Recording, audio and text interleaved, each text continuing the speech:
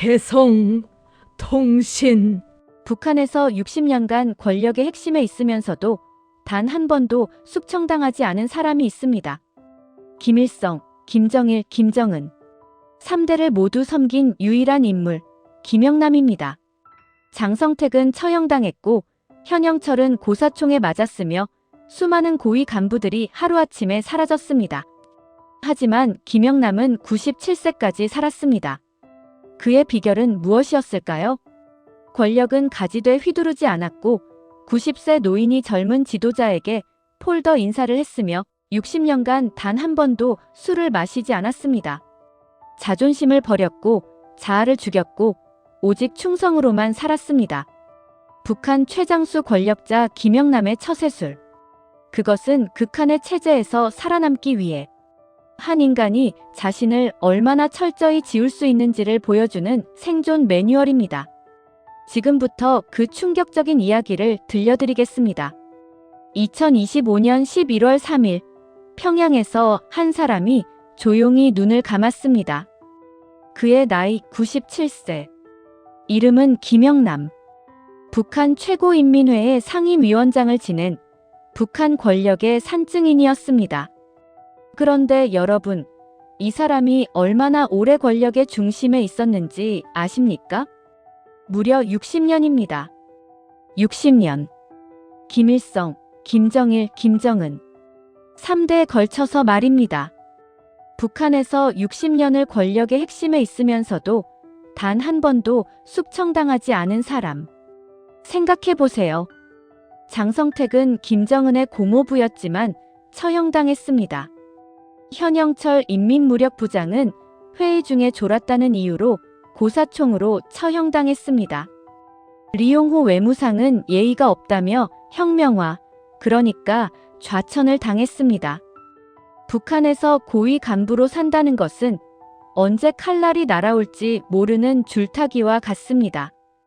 그런데 김영남은 달랐습니다. 1998년부터 2019년까지 21년간 북한의 얼굴이었던 이 사람은 단 한 번도 김씨 왕조의 심기를 건드리지 않았습니다. 어떻게 그게 가능했을까요? 오늘은 김영남이라는 한 인간이 세계에서 가장 위험한 권력 구조 속에서 살아남은 비결을 파헤쳐 보겠습니다. 이건 단순히 한 사람의 이야기가 아닙니다. 북한이라는 체제가 어떻게 작동하는지, 그 안에서 살아남으려면 무엇을 포기해야 하는지를 보여주는 교과서입니다. 김영남의 처세술. 그것은 권력 앞에서 한 인간이 어떻게 자아를 죽이고 충성으로 살아남는지를 보여주는 북한판 생존 매뉴얼입니다. 잠시 시간을 되돌려 볼까요? 1928년 평안남도 평원군. 일제강점기 조선의 한 시골 마을에서 김영남이 태어났습니다. 그가 태어난 해에는 이미 김일성이 만주에서 항일운동을 시작하고 있었죠. 김영남은 해방 후 소련으로 유학을 떠납니다. 모스크바 경제대학에서 경제학을 전공했고 러시아어를 완벽하게 구사하게 됩니다. 1950년대 후반, 그는 북한으로 돌아와 외무성에서 일하기 시작합니다. 외교관의 길이었습니다. 당시 북한은 소련과 중국 사이에서 줄타기 외교를 하던 시절이었고 김영남처럼 러시아어, 중국어, 영어를 구사하는 인재는 귀했습니다. 그는 능력으로 인정받았습니다. 1983년 그는 외교부장이 됩니다. 북한의 외교를 총괄하는 자리였죠. 그리고 1998년 김정일이 국방위원장 체제를 선포하면서 김영남은 최고인민회의 상임위원장이 됩니다. 대외적으로 북한의 국가 수반이 된 겁니다. 외국 정상들이 평양을 방문하면 김영남이 맞이했고 김영남이 다른 나라를 방문하면 국가 수반급 예우를 받았습니다. 그러니까 명목상으로는 북한의 대통령이나 마찬가지였던 거죠. 하지만 여러분, 북한에서 진짜 권력은 누가 쥐고 있었습니까? 당연히 김정일이었습니다. 그리고 2011년 이후에는 김정은이었고요. 김영남은 명목상의 2인자였을 뿐 실질적 권력은 없었습니다. 바로 여기에 그의 생존 비결이 숨어 있습니다. 권력은 가지되 휘두르지 않는다. 높은 자리에 있되 위협이 되지 않는다. 얼굴은 알려졌지만 야심은 없다.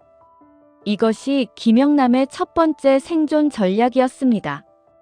2019년 그는 91세의 나이로 은퇴합니다. 그리고 2025년 97세의 나이로 평양에서 생을 마감했습니다. 그의 죽음을 알리는 부고는 조선중앙통신을 통해 짧게 보도되었습니다. 당과 혁명에 충실했던 원로 일꾼. 그게 전부였습니다. 화려하지 않았습니다. 거창하지도 않았습니다.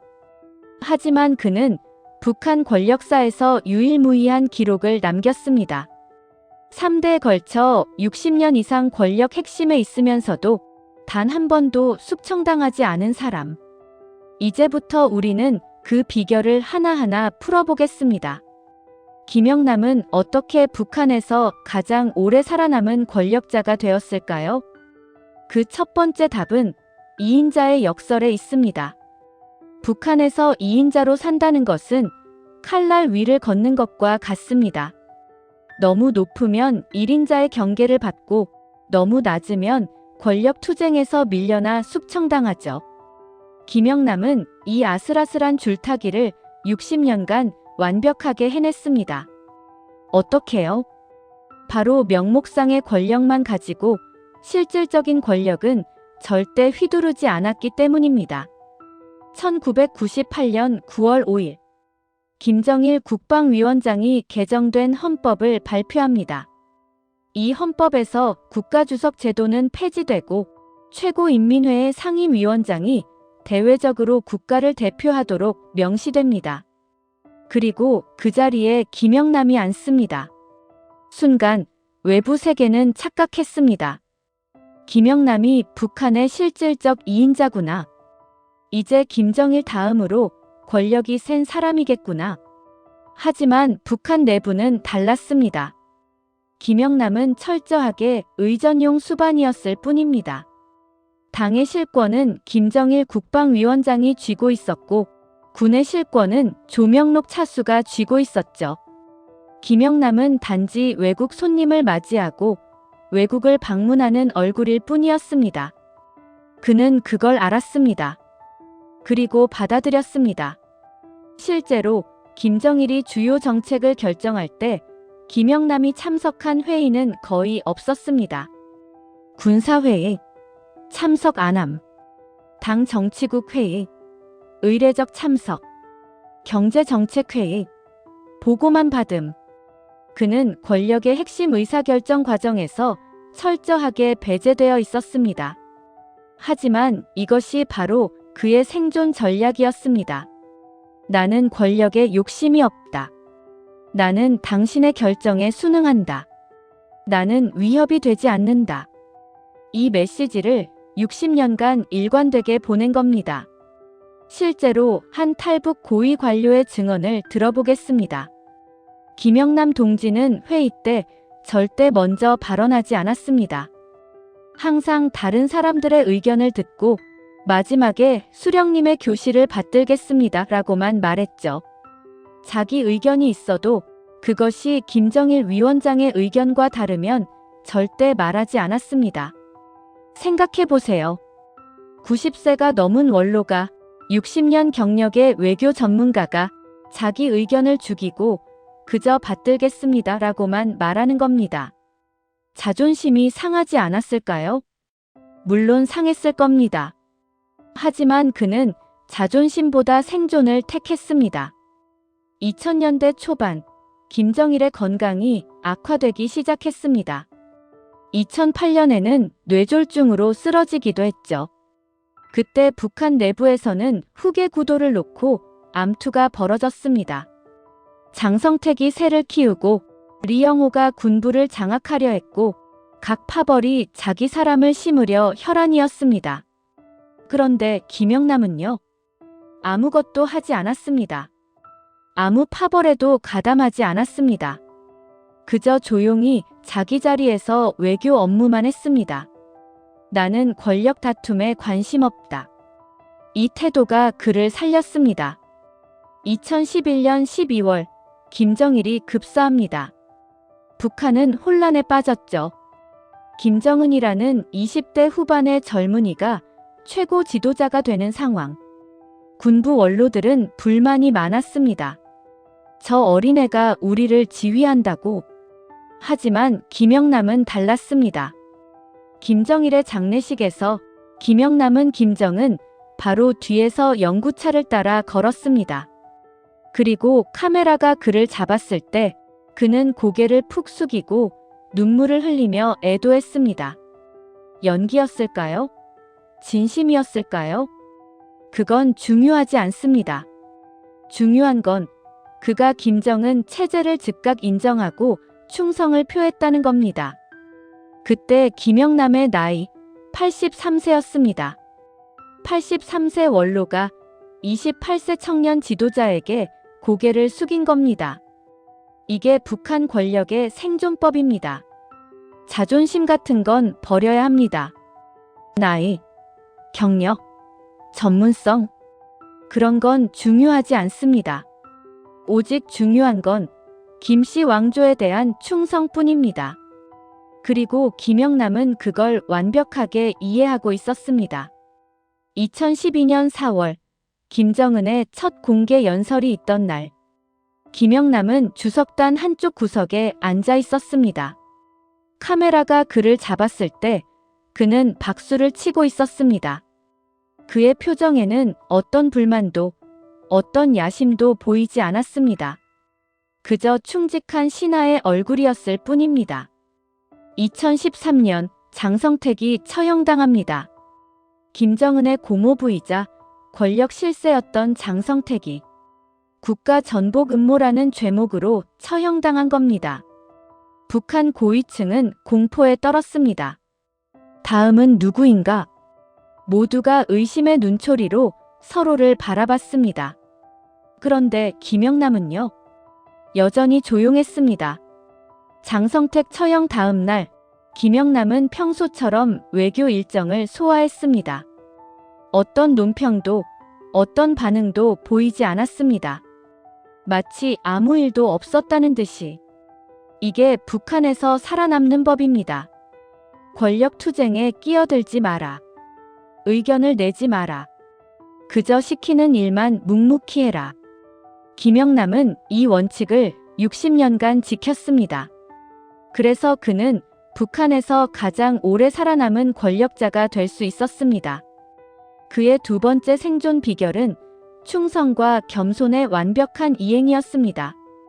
이제 그 이야기를 해보겠습니다. 2012년 어느 날 평양 만수대 의사당. 김정은이 처음으로 최고인민회의에 참석하는 날이었습니다. 회의장에는 북한의 고위 간부들이 모두 모여 있었죠. 김정은이 입장했습니다. 그 순간 84세의 김영남이 일어섰습니다. 그리고 허리를 90도로 굽혀 인사했습니다. 이른바 폴더 인사였습니다. 폴더처럼 몸을 완전히 접는 인사. 북한에서 최고의 경의를 표하는 방식입니다. 회의장에 있던 사람들은 모두 그 광경을 봤습니다. 저 원로가 젊은 지도자에게 저렇게까지 하는구나. 김영남은 메시지를 보낸 겁니다.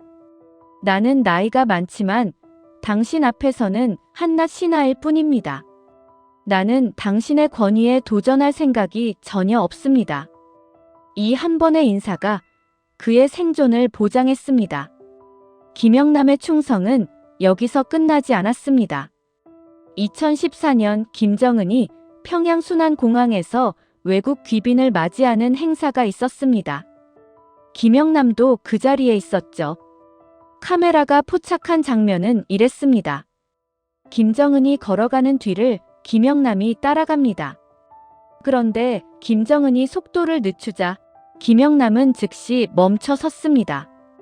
김정은이 다시 걸으면 김영남도 걸었습니다. 마치 그림자처럼. 심지어 김정은이 고개를 돌리면 김영남은 즉시 시선을 피했습니다. 감히 수령님과 눈을 마주치지 않겠습니다.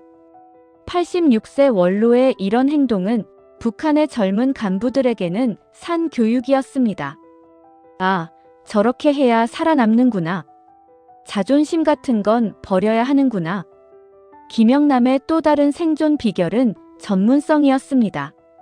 그는 권력 투쟁에는 관심이 없었지만 자기 분야에서만큼은 최고의 전문가였습니다. 러시아어, 중국어, 영어, 세계 국어를 자유롭게 구사했습니다. 외교 문서를 직접 작성할 수 있었고 김일성의 연설문 초안을 쓸 만큼 문장력도 뛰어났습니다. 1980년대 북한이 비동맹 운동에 적극 참여할 때 김영남은 아프리카와 중동 국가들을 순방하며 북한의 입장을 대변했습니다. 그는 각국 정상들과 유창하게 대화했고 북한의 이미지를 개선하는 데 큰 역할을 했습니다. 김일성은 그를 신뢰했습니다. 김영남은 권력에 욕심이 없고 일만 잘한다. 이 평가가 그를 살렸습니다. 1990년대 북한이 경제난으로 휘청거릴 때도 김영남은 외교 라인에서 식량 지원을 끌어내는데 중요한 역할을 했습니다. 중국과의 관계를 관리하고 러시아로부터 원유를 받아내고 유엔 기구들로부터 인도적 지원을 확보하는 일. 이 모든 것이 김영남의 외교력 덕분이었습니다. 김정일도 그걸 알았습니다. 김영남은 쓸모가 있다. 북한 권력 구조에서 가장 중요한 건 쓸모입니다. 당신이 수령에게 얼마나 쓸모 있는 사람인가. 쓸모가 없으면 숙청당합니다. 쓸모가 있으면 살아남습니다. 김영남은 60년간 자신의 쓸모를 증명했습니다. 하지만 그는 절대 그 쓸모를 권력으로 바꾸려 하지 않았습니다. 2000년 김대중 대통령이 평양을 방문했을 때 김영남이 김대중을 맞이했습니다. 남북 정상회담이 끝난 후 만찬이 있었죠. 김대중은 김영남과 대화를 나눴습니다. 후에 김대중은 이렇게 회고했습니다. 김영남은 온화하고 신중한 사람이었습니다. 말수가 적었고 김정일 위원장의 의견을 그대로 전달할 뿐 자기 의견은 거의 말하지 않았습니다. 이게 김영남의 처세술이었습니다. 자기 의견을 절대 앞세우지 않는 것. 항상 수령의 뜻을 따르는 것. 2010년 김정일의 건강이 악화되었을 때 북한 내부에서는 후계자 문제로 긴장감이 높아졌습니다. 김정은이 후계자로 내정되었지만 군부 일각에서는 불만이 있었죠. 너무 어리고 경험이 없다. 하지만 김영남은 어떤 의견도 내지 않았습니다. 공개 석상에서 김정은을 칭송했고 김정은 동지는 위대한 영도자가 될 것이라고 말했습니다. 혹시 속으로는 달랐을까요? 저 젊은이가 북한을 이끌 수 있을까? 그런 생각을 했을 수도 있습니다. 하지만 중요한 건 그 생각을 절대 밖으로 드러내지 않았다는 겁니다. 2015년 현영철 인민무력부장이 처형당했습니다. 김정은 앞에서 졸았다는 이유였습니다. 실제로는 김정은의 지시에 반대 의견을 냈기 때문이라는 설이 있었죠. 그 소식을 들은 북한 고위 간부들은 공포에 떨었습니다. 조는 것도 안 되고 반대 의견을 내는 것도 안 되는구나. 김영남은 그런 실수를 단 한 번도 하지 않았습니다. 회의 중에 졸지 않았고 반대 의견을 내지 않았고 수령의 말에 무조건 동의했습니다. 이게 북한에서 살아남는 법입니다. 자기 생각 같은 건 버려야 합니다. 자존심도 버려야 합니다. 오직 충성과 겸손만 남겨야 합니다. 김영남은 그걸 60년간 완벽하게 해냈습니다. 그래서 그는 북한에서 가장 오래 살아남은 권력자가 될 수 있었습니다. 하지만 충성과 겸손만으로는 부족했습니다. 그에게는 또 하나의 생존 비결이 있었습니다. 바로 사생활 관리였습니다. 이제 그 이야기를 해보겠습니다. 북한에서 권력자의 사생활은 항상 감시당합니다. 당신이 누구를 만나는지, 무슨 말을 하는지, 무슨 생각을 하는지 모든 것이 보고됩니다. 그리고 사소한 실수 하나가 숙청의 빌미가 될 수 있습니다. 김영남은 그걸 너무나 잘 알고 있었습니다. 그래서 그는 사생활을 철저하게 관리했습니다. 첫 번째, 금주. 김영남은 술을 마시지 않았습니다. 북한 고위 간부들 사이에서는 술자리가 많습니다. 김일성은 술을 좋아했고 간부들과 술을 마시며 속내를 파악하곤 했죠. 김정일도 마찬가지였습니다. 술자리에서 간부들의 진심을 떠보고 누가 자기에게 충성하는지, 누가 불만이 있는지를 판단했습니다. 하지만 술자리는 위험합니다. 술에 취하면 말이 많아지고 말이 많아지면 실수를 하기 쉽죠. 동무, 솔직히 말해서 이번 정책은 좀 무리 아닌가? 이런 한마디가 숙청의 빌미가 됩니다. 김영남은 그 위험을 차단했습니다. 아예 술을 마시지 않은 겁니다. 탈북 고위 관료의 증언입니다. 김영남 동지는 연회에 참석해도 술잔을 들지 않았습니다. 주위 사람들이 권해도 건강 때문에 못 마십니다라고만 말했죠. 덕분에 그는 술자리에서 실언할 일이 전혀 없었습니다. 생각해보세요. 60년 동안 단 한 번도 술에 취해 실수하지 않았다는 겁니다.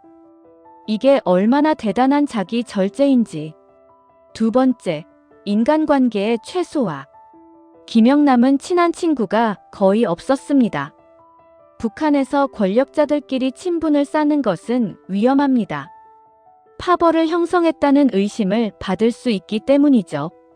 김영남은 그 위험을 피했습니다. 그는 업무 외에는 거의 사람을 만나지 않았습니다. 퇴근하면 집으로 돌아가 책을 읽거나 가족과 시간을 보냈습니다. 다른 간부들과 사적으로 어울리지 않았습니다. 골프도 치지 않았고, 낚시도 가지 않았고, 여행도 거의 가지 않았습니다. 나는 권력 노름에 관심이 없다.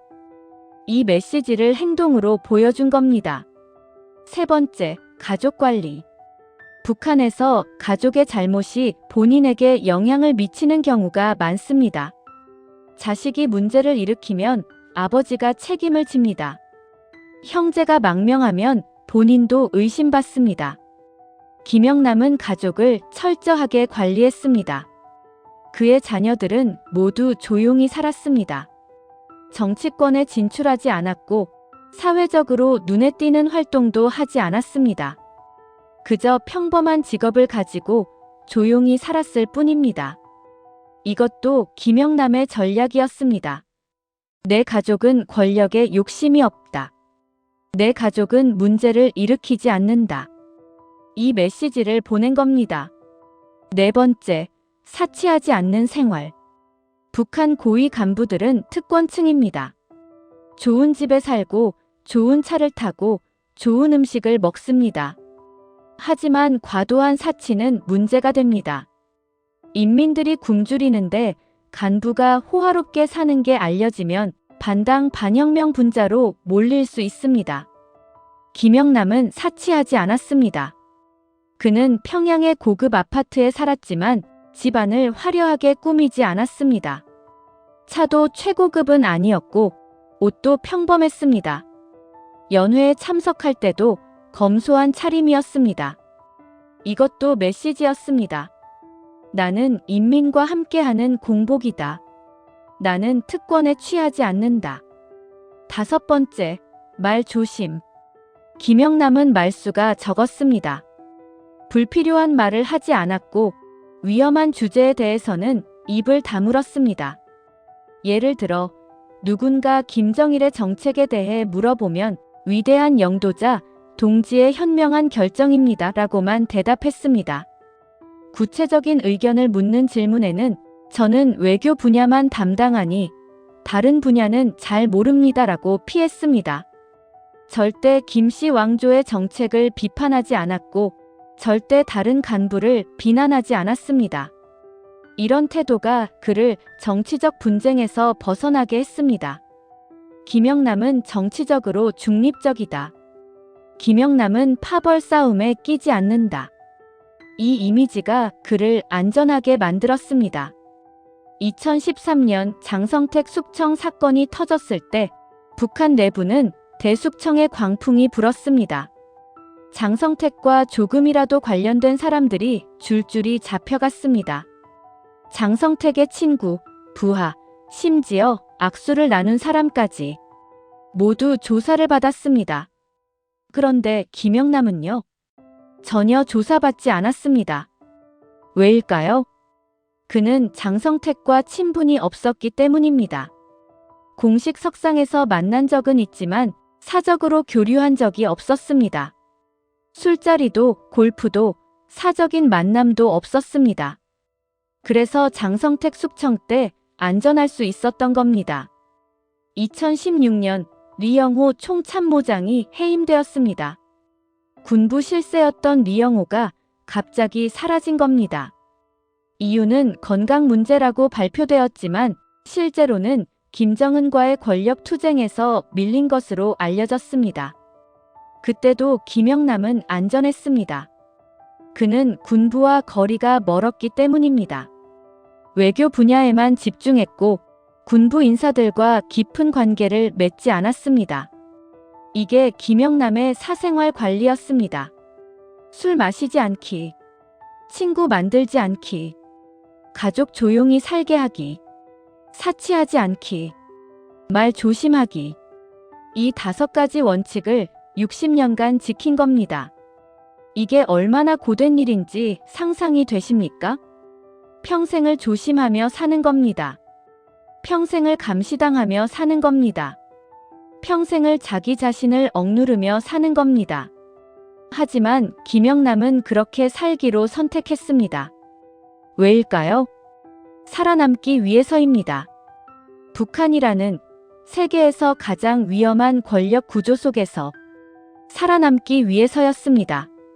그리고 그는 성공했습니다. 97세까지 살았고 단 한 번도 숙청당하지 않았습니다. 이제 우리는 김영남의 생애를 마무리하며 그의 삶이 우리에게 던지는 의미를 생각해 볼 차례입니다. 2025년 1월 7일 평양의 한 병원에서 김영남이 마지막 숨을 거뒀습니다. 그의 나이 97세. 북한 권력사에서 가장 오래 살아남은 사람이 세상을 떠난 겁니다. 조선중앙통신은 짧은 부고를 냈습니다. 당과 혁명에 충실했던 원로 일꾼 김영남 동지가 서거했다. 그게 전부였습니다. 화려한 추모도 거창한 장례식도 없었습니다. 그저 조용히 평양 애국열 사릉에 묻혔을 뿐입니다. 김영남의 죽음은 북한 현대사의 한 시대가 끝났음을 의미합니다. 그는 김일성, 김정일, 김정은 3대 세습 체제를 모두 직접 경험한 마지막 원로였습니다. 그가 사라지면서 북한 권력의 산 역사가 사라진 겁니다. 그렇다면 김영남의 삶은 우리에게 무엇을 말해주는 걸까요? 첫 번째, 북한 권력 구조의 잔혹함입니다. 김영남은 97세까지 살았지만 그 97년 중 60년은 자기 자신을 죽이고 산 시간이었습니다. 자기 의견을 말할 수 없었고, 자기 감정을 드러낼 수 없었고, 자기 존재를 주장할 수 없었습니다. 오직 충성만 해야 했습니다. 오직 순응만 해야 했습니다. 오직 침묵만 해야 했습니다. 이게 북한 권력자의 삶입니다. 겉으로는 화려해 보이지만 속으로는 끊임없는 공포와 자기 검열의 연속입니다. 김영남은 그 시스템 속에서 살아남았지만 과연 그게 사는 것이었을까요? 두 번째, 독재 체제의 본질입니다. 북한은 김씨 왕조 외에는 아무도 권력을 가질 수 없는 구조입니다. 아무리 능력이 뛰어나도, 아무리 경험이 많아도, 아무리 나이가 많아도 김 씨가 아니면 진짜 권력자가 될 수 없습니다. 김영남은 21년간 국가 수반이었지만 진짜 권력은 없었습니다. 그저 얼굴 마담이었을 뿐입니다. 이게 독재 체제의 비극입니다. 개인의 능력이나 가치는 중요하지 않습니다. 오직 최고 권력자에 대한 충성만 중요할 뿐입니다. 세 번째, 생존의 대가입니다. 김영남은 살아남았습니다. 60년간 권력의 핵심에 있었고 97세까지 장수했습니다. 하지만 그 대가로 무엇을 잃었을까요? 자유를 잃었습니다. 자아를 잃었습니다. 인간다움을 잃었습니다. 그는 김영남이라는 개인이 아니라 김씨 왕조에 충직한 신하라는 역할만 수행한 겁니다. 과연 그게 성공적인 삶일까요? 네 번째, 북한 주민들의 현실입니다. 김영남은 고위 간부였지만 이런 삶을 살았습니다. 그렇다면 일반 주민들은 어떨까요? 훨씬 더 심합니다. 고위 간부조차 자기 의견을 말할 수 없는데 일반 주민은 오죽하겠습니까? 김영남의 삶은 북한 전체 주민의 삶을 상징합니다. 자유 없이, 권리 없이 오직 체제에 순응하며 사는 삶. 이게 북한의 현실입니다. 하지만 동시에 김영남의 삶은 인간의 생존 본능도 보여줍니다. 그는 극한의 환경에서도 살아남았습니다. 완벽한 자기 절제와 완벽한 충성으로. 이건 단순히 비난할 일이 아닙니다. 인간이 얼마나 강하게 살아남으려 하는지, 극한 상황에서 어떤 선택을 하는지를 보여주는 사례입니다. 우리는 김영남을 비난할 수 있습니다.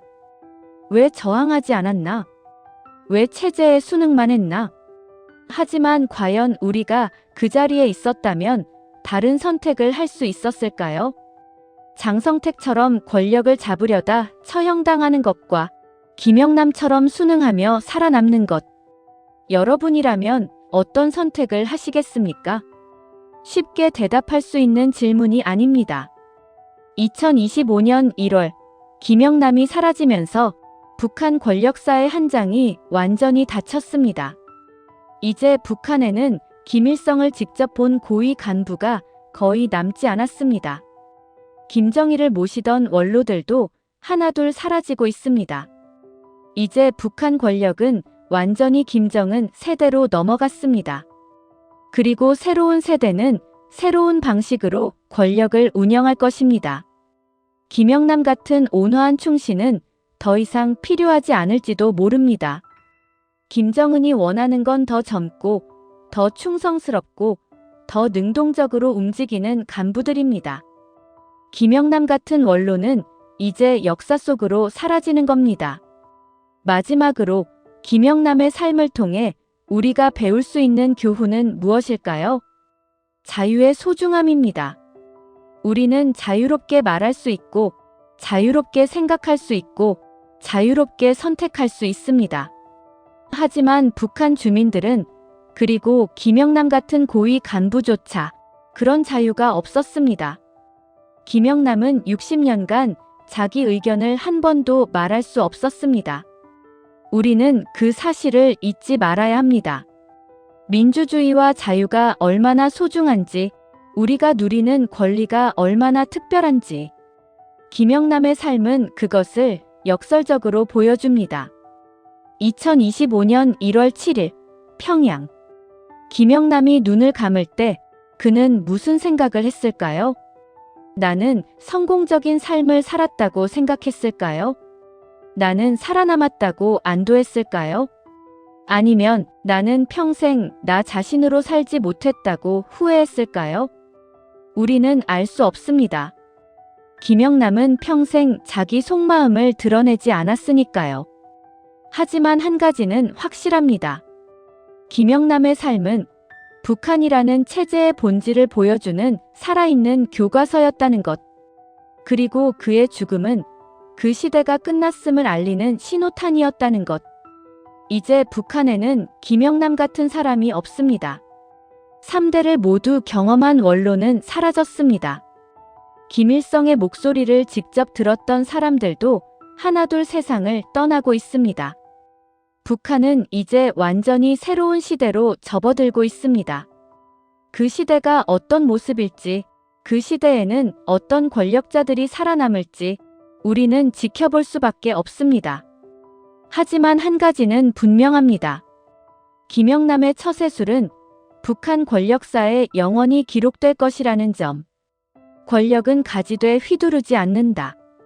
충성과 겸손을 완벽하게 이행한다. 사생활을 철저하게 관리한다. 이 세 가지 원칙은 독재 체제에서 살아남는 방법의 교과서가 될 것입니다. 하지만 동시에 그것은 비극적인 교훈이기도 합니다. 인간이 자신을 완전히 죽여야만 살아남을 수 있는 체제. 그게 바로 북한입니다. 그리고 김영남은 그 체제에서 가장 오래 살아남은 사람입니다. 그가 평안히 잠들기를. 그리고 그의 삶이 우리에게 자유의 소중함을 일깨워 주기를. 이것으로 북한 최장수 권력의 생존 비결 김영남의 처세술을 마칩니다. 감사합니다.